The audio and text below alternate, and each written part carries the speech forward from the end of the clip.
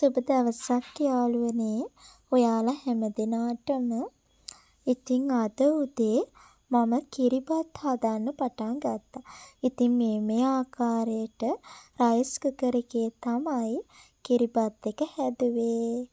ඉතින් කෙහෙල් කොලයකට කිරිබත් කැටි කපලා තමයි කිරිබත් එක සැකසුවේ. ඊට පස්සේ ලුණු මිරිස් හැදුවා.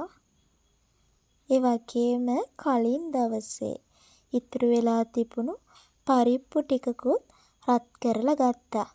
කිරිබත් එක්ක ඔයාලා නම් එහෙම කනවද දන්නේ නෑ. නමුත් මම ඉතින් ඒ පරිප්පු ටික අහක දැම්මේ නෑ. කිරිබත් එක්කම කන්න ගත්තා. ඉතින් යාළුවනේ කිරිබත් එක හොඳට රසට තිබ්බා. කිරිබත් හදද්දී ටිකක් ලුණු වැඩිපුර දාලා තමයි හදන්න ඕනේ. එතකොට ඒ වගේම කිරි ටිකක් වැඩිපුර දාලා හදනකොට ගොඩක් රසයි.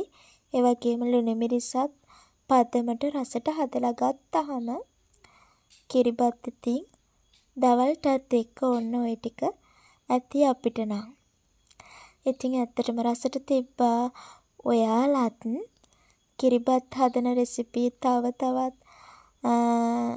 තියෙනවා නම් ඒ වගේම තවත් රසට හදන්න පුළුවන් නම් කමෙන්ට් එකක් දාගෙන යන්න.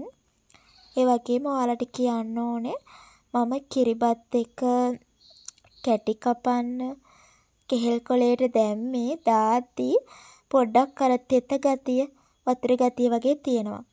මම ඊට පස්සේ YouTube එකෙන් බැලුවා අපේ අම්මගේ channel එකේ තිබ්බා වතුර ගතිය නැතුව කැටි කපද්දිම වතුර ගතිය සම්පූර්ණයෙන්ම නැති වෙලා හොඳ පදමට එන විදිහට කිරිබත් එක කොහොමද හදාගන්නේ කියලා.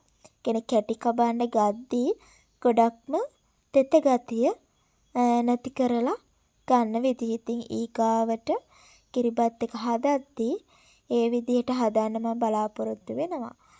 මේ කිරිබත් එකත් කැටි කැපීමේදී ගැටලුවක් වුණේ නැහැ 6 වුණාට පස්සේ. ඉතින් පොල් කිරි ටිකකුත් උඩින් දාලා ගද්දි කිසි ගැටලුවක් නම් වුණේ නැහැ. නමුත් අපේ අම්මා YouTube channel එකේ අපේ අම්මා කියපු විදිහට ඊළඟට try එකක් දෙන්න ඕනේ හදන්න. ඉතින් යාළුවනේ ඔයාලටත් මම අද දවසේ මේ හදපු රෙසිපි එක අරන් එන්න හිතුවා. ඔයාලටත් බුදු සරණයි. පරිස්සමින් ඉන්න, සතුටින් ඉන්න. ජය වේවා.